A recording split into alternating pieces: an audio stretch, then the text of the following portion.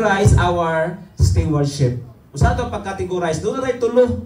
Actually, daghan ni siya kayo mga igsoon, pero gipick lang nako mga igsoon ang pinaka-common o pinaka-importante nga biblical. No? Kay kung musubra na ni ana mga igsoon, kung wala gi-speak, wala gitudlo, kung wala gisulti sa Bible, that is unbiblical.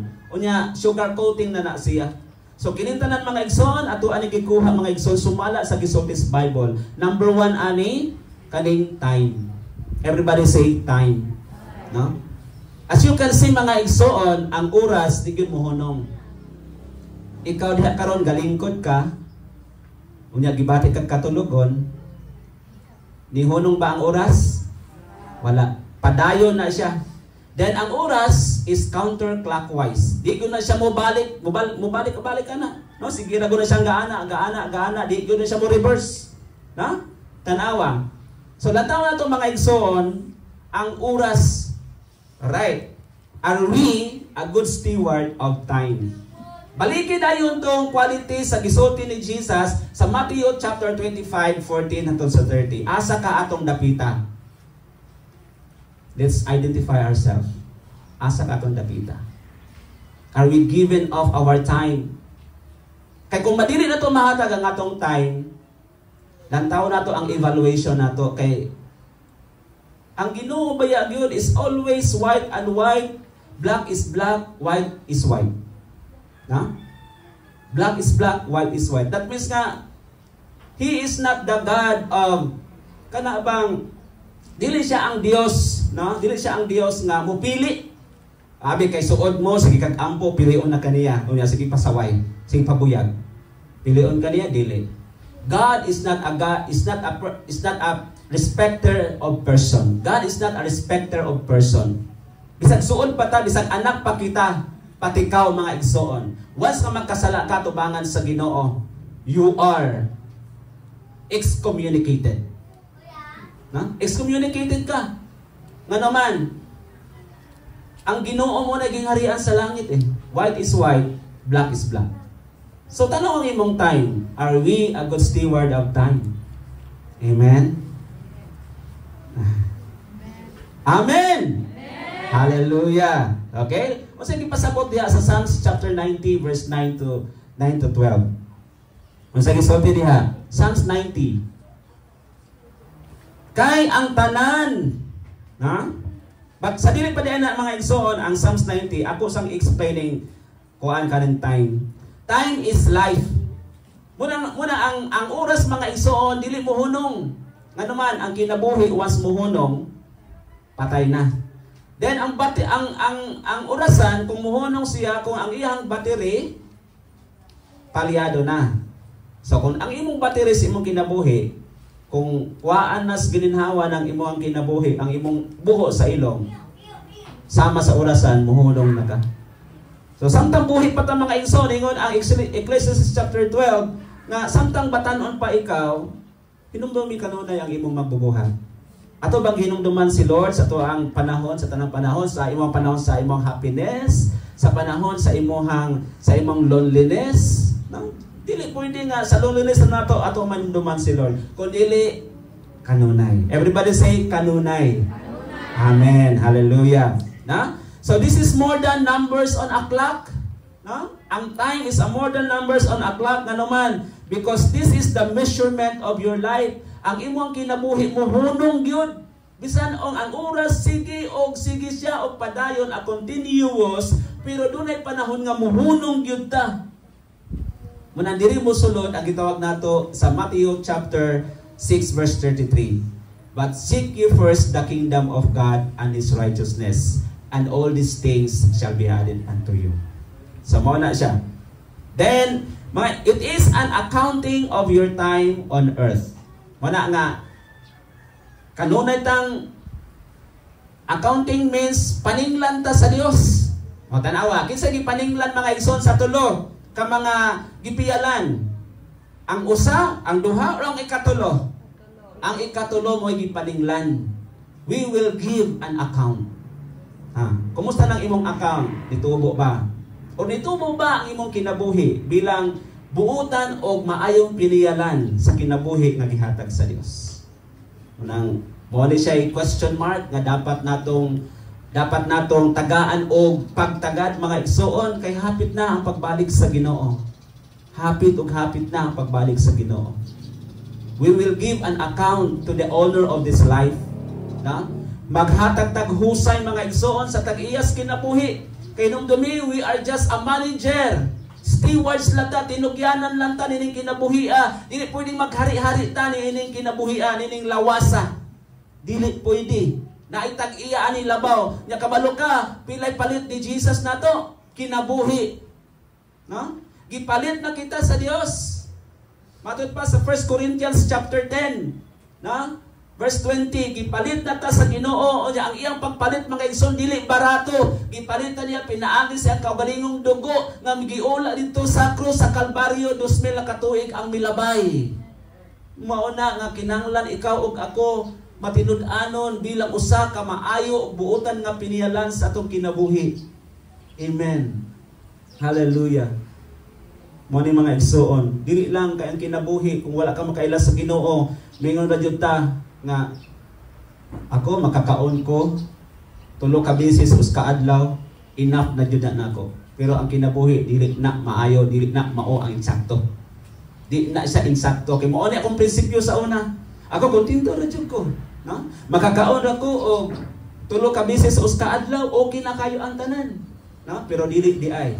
Wala di ay ta dito di ay ta manumbalik, dito di ay ta manubag di ay sa Creator nato. Labi na kinakabasa ta sa Matthew chapter 25 verse 14 hangtod sa 30. Amen. Ingon sila makristohanon na sayon ra ang kinabuhi. Sayon ra bang kinabuhi? Ha? Dili sayon ang kinabuhi. Pero gihimong gipasayon sa Ginoong kinabuhi tungod kay siya ang motrabaho para nimo. Si Lord ang motrabaho para nimo. Kung ikaw mo trabaho, kung kita mo trabaho, baling lisuda. Baling yung lisuda. Makahuman tag eskwela. Di pa ta makatrabaho, mo apply pa ta. Mo take pa tag board exam kung ang ato ang kurso pang maestra.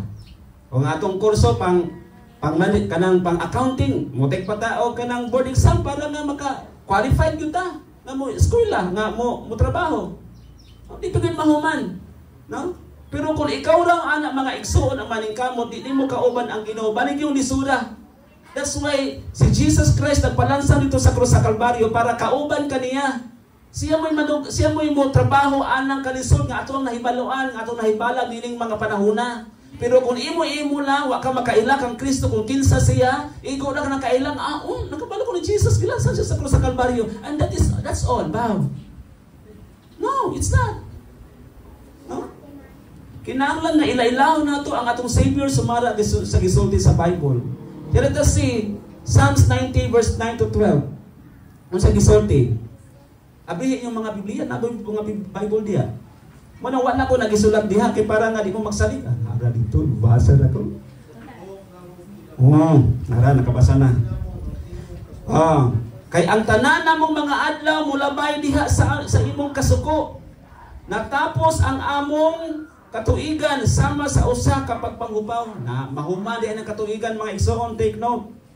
Hallelujah. Ang mga adlaw sa among kinabuhi 70 ka tuig. Pila ra? Na isang isipan na pila na karon. Hello. Ang dead end na to 70 kung wala po ka ana, that is the grace and mercy of God. Okay, sana nag-idadog sa 60 din hela, pulo na lang ka katuig. Inumdumi ang imong oras. Kanang pulo ka tuig di mo, hala isumsum na pagpangalagad sa Ginoo. Ihatag ang imong oras sa Ginoo, ayaw ng 50%. Kinanglan 100%. Kung ikaw 40 na kakatuig, hala, pila na lang imong kulang, 30 na lang katuig. And life is too short. Amen. No? Life is too short. Munang sige pamubaan sa Ginoo kung di ka matinud-anon sa Dios. Buhi ka to din ng kalibutan na, pero ang imuhang kalag nasugba na di ay ganam-anam na o kaon sa ulod. Madugta. Pero kung naa kay Kristo mga igsoon, siging galabas ang imong kinabuhi. Hallelujah! Thank you, Lord! No? Bisagwa ka butang eyes mga igsoon, wala na pula na imong mata. Kung napula na imong mata, delikado na na. Nagsuyot na ba ka, marijuana? Hallelujah, no? 70 ra di ang gisulti sa Bible. No? 70 ra. Okay. Ang mga adlaw sa among kinabuhi 70 ka tuig o tingali tungod sa kabaskog 80 ka tuig. Oh. Naabot og 80 mga igsoon. Ha? Naabot og 80. Bisan pa ni ana ang ilang gidugayon mao lamang ang kabudlay sa kasub-anan o kasub-anan. Kay kini matapos gayod og kami manglupad. Oh? Sa to pa, mahanaw lamang kining atong kinabuhi. Mahanaw ang atong kinabuhi kanang atong mga barkada, kanang ato ang mga kabtangan, ato ra nang taligdan, marara na siya og aso nga takulaho lamang mawala siya. Hallelujah. Napailain mga igsoon. Ingon sa verse 11, kinsa ba ang nasayod sa gahom sa imong kasuko o sa imong kaligot-got sumala sa kahadlok kanimo? Busa. Ingon si Salmista David, busa tudloi kami sa pag-isip sa among mga adlaw aron makabaton kami og usa ka kasing-kasing nga maalamon. Hallelujah. Mga igsoon, usa ka sekreto nganong kita makabinansya sa kinabuhi. Just be wise. Just be wise as a serpent and be meek as a dove. Pag maalamon mga igsoon, o asa gikan ang pagkamaalamon, diha sa kahadlok sa Ginoo. Amen. Walay sigisan kinsa mga igsoon. Nganong gipanalanginan si David nga amahan ni Solomon tungod kay naa kanila ang pagkamapawsanon o pagkamahadlokon. And that is virtue mga igsoon nga gusto o pinakamaayo sa tumbuhi nga Dios. Napilain sa James chapter 4 verse 13 to 15. Unsa gisulti dinhi? Tan-awa ra kamo nag-ingon karon o ugma ngadto kami ni anang lungsura. Schedule. Okay, karon sunod Domingo mag-outing ta. Adto ta sa Boracay. Oh, lami? Di ba? Oh, nya wa ta kabalo. Ugma ra day kataman. Nakabot ba kag 70? Wala. No, because wala kabalo mga igsoon. Hallelujah. Kasi mutog pa dahil kapag kaugma. Wala nga isaling sa Ginoo imong kinabuhi. Kay wala kabalo mga igsoon, no? Sa ato ang sunod, si Lord lagi nakabalo. Siya ang adunay foreknowledge mo nang atong ihatag ang atong tibuok nga kusog og pagsalig sa Ginoo adlaw mga igsoon. Niingon si David, no? Tudloi kami sa pag-isip sa among mga adlaw. Makwenta ba nato mga igsoon? Muna nga kinahanglan ta og time or plan. Hallelujah.